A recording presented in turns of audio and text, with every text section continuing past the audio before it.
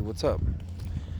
I'm making this video to discuss Honda problems, specifically 90s Honda problems. We're talking about stalling problems. Driving your car and you don't want it to stall ever, right? Well, Hondas have some pretty easy problem to fix that are common, and I'm going to show you how to do that with this video. Now, I drive a 1998 Honda Accord that had some stalling issues. I was driving down the street to work, randomly stalls. Very frustrating, of course. If you're watching this video, first of all, subscribe to my account, please. Second of all, you're probably watching it because your Honda stalls. And what good is a car that stalls, right? Crows are talking to me. So what good is a car that stalls? Not good at all. You need a car that drives predictably, safely, and stalling is neither of those. Okay, so let's see. I'm going to show you the parts and how to diagnose exactly what may be the problem with your vehicle. Now, I say this is a loose terms video in terms of saying 90s Hondas. We're talking, mid to late 90s Hondas. Civics, Accords, Preludes, Integras. What you're going to want to look for is what's happening when your vehicle's stalling. Does it kind of shudder as it shuts off? Do you have a check engine light? These are things that all make a difference. First off, if your car is stalling out and you don't know what's going on really, don't think it's the fuel pump. Honda fuel pumps really never go out. And if they do, that's most likely going to be an aftermarket fuel pump. So don't feel like you have to go and swap out your fuel pump just like that, because it probably isn't the case. On a lot of Hondas, they have they're reliable. They're reliable cars. Mine's got 212,000 miles on it. Who knows how many people have owned it. But stalling's no fun. I had to actually get mine pushed off the freeway by CHP, and it was very frustrating. Couple of issues with my car are like the ignition coil. Not ignition coil. Stop, dude. Where you put your key into the ignition to start the car. Now that part is called the lock and tumbler, the actual mechanism that lets your key turn the vehicle on. Now behind that, you've got a wiring harness and basically some electrical switching. Once the lock and tumbler allows the key to do what it does, which is go in and ask, can I start the car? Well then, sure bud, start the car. It's got to go into the actual electrical switching components after that. And that entails some mechanical movement of plastics and metal.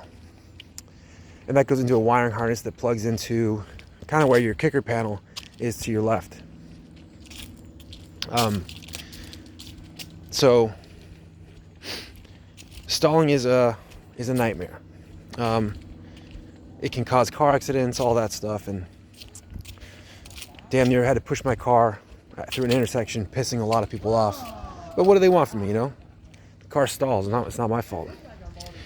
There are things that just happen to our vehicles, and we can't expect it to run perfect forever. I mean, think of how many freaking parts there are on a vehicle. So the ignition wire, that's a problem. You got your main fuse, which is basically what I'm going to discuss in this video. You have a issue where the car just seems to give up. Now, in my particular situation, there was no check engine light, none. And what I did run into was a situation where it was absolutely intermittent. Happened very randomly. Go days and days and days with no problem at all. One time I parked at Starbucks, moved my car really quick, and then Went inside, came back out, the car wouldn't start. I'm thinking, oh man, maybe I just killed the battery a little bit. Now I'm thinking, early diagnosis, FAST. This is something you want to just go through anytime you're trying to diagnose a car that won't start, that you've just been driving. FAST, fuel, air, spark, timing. Make sure you got all those things. You got fuel flowing. You got air, obviously. Unless someone stuffed like a sock in your intake, which is not a common issue. Spark. Real easy way to check spark. Take off one of the plug wires and use a screwdriver and allow it to contact somewhere where a surface can ground out safely. If you don't know what I'm talking about, look that video up. It's very easy to do. Now you want to be able to see it through the gap in your hood, and that's going to show you if you have spark or not. Turn the car on, you'll see it arcing across the screwdriver or not. Now timing. Timing can be a little vague because obviously you can rule out timing if you've been driving the vehicle and it suddenly just stops working.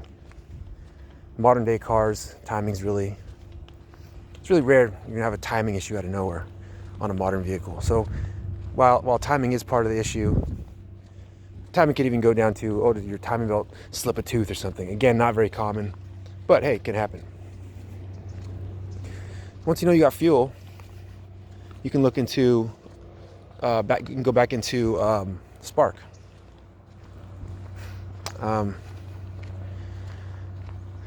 Well, Hondas, fuel can get cut off and it will seem like it's a fuel pump issue. Really, it's your main relay.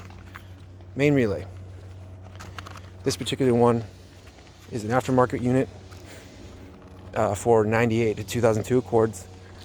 Now, don't worry, this topic is very broad for many 90s Hondas because they all have a main relay. I'm going to show you where that is right now. It's in your vehicle. Let me show you the actual part first. So this is the main relay. What you have here is the main relay. It just looks like a regular little box. Inside is some just regular circuitry and a couple actual relays. What this does is it says to your computer, okay, run fuel, do all kinds of stuff. The problem with these is they get hot, and when they heat cycle, they tend to disconnect the soldering, and it's notorious failure on Hondas.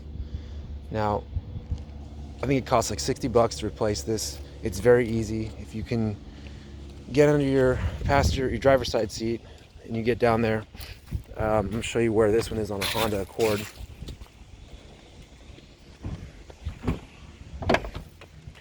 So on a Honda, you want to do is you're gonna want to come down. Let's see if I can get this going a little nicer than that. Go under if you're looking at your dash, the relay's basically right up here. So you got driver's side. Come down here. Let me turn my light on. I can do a little better job. My sketchy videos. You know what you want to look for is the little box right. Let me see. I should have had this set up better, but at least you got a shot underneath of what it looks like under there. Pretty good. All right. So the relay, see the white right there? That harness right there? That is your relay. You can disconnect the harness, or you can leave it. I would leave it. And then big thanks to Eric the car guy. He talks about leaving the harness attached, and what you want to do is just pry the little tabs out carefully, of course, and then you pull the whole unit out. Let's see, I'll show you what I mean. So on this, you got a couple tabs. Give me 1 second here. On this one, you got a couple tabs, okay? And you see one tab here, one tab here. You're going to be seeing it like this basically under the hood, under the dash there. So you can get a little screwdriver. You just want to pop these up. There's one popped up, and then you want to make sure that keep that one popped up as you pop the other one up. Bam. Now, with the harness still attached, this part's going to be attached to the frame with the fastener sorts. You want to carefully pull it out, right?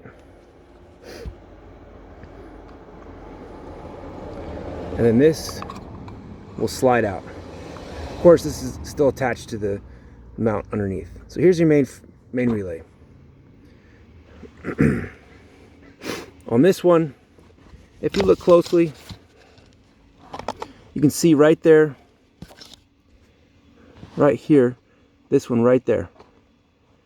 That's the problem right there. You see how it looks different than the rest? Look at the one right here, and look at that one. Because of all the heat cycling that's gone on since this car's been built, all the currents can travel through all this and actually boiled the solder on there. So while this, if I threw it in right now, it would run. It would run. But with heat cycles, and there's the relays inside, actually more mechanical components inside there. A relay is just kind of like someone tapping on someone's shoulder and to say, hey, can you move something? That's a very rough term of what a relay is. So you get a small voltage tapping to ask for a bigger way of connecting, a bigger switch. It's a vague thing, but it's not a very clear understanding. But relay is basically a way to handle a large amount of current with a small voltage to trigger that. So while the relay itself is fine, I can guarantee the relays are fine in this. What goes bad is, again, that connection. You've got blown out soldering right there, and that's the problem. So like I said, I could throw this in the vehicle and I'm certain it would run. But as things warmed up, that that will expand and contract. And that's when you experience your vehicle stalling. Like I was sitting at the light, it just shut off, and I'm thinking, weird. What do I do? I pushed the vehicle, checked for a couple other things, and then it sat there. It cooled off a little bit, and what happens when it cools off? It shrinks again, and it makes contact with that circuit board, just enough to get you going again. But if it's heating up, it's going to expand. So I drove the car back home fine, got to the freeway, drove about 20 miles, and I had the heater on, and guess what? Just died out of nowhere in traffic. CHP came and pushed me out off the freeway, and I had bad tags too, so I was tripping on that. But neither here nor there. Got me back in, and sure enough, was able to limp myself to AutoZone, and they had one left, and swapped it out in about 10 minutes. It's very easy to do. Now, the other part about this is when you go to replace the part, this is going to be, it's going to look different, right?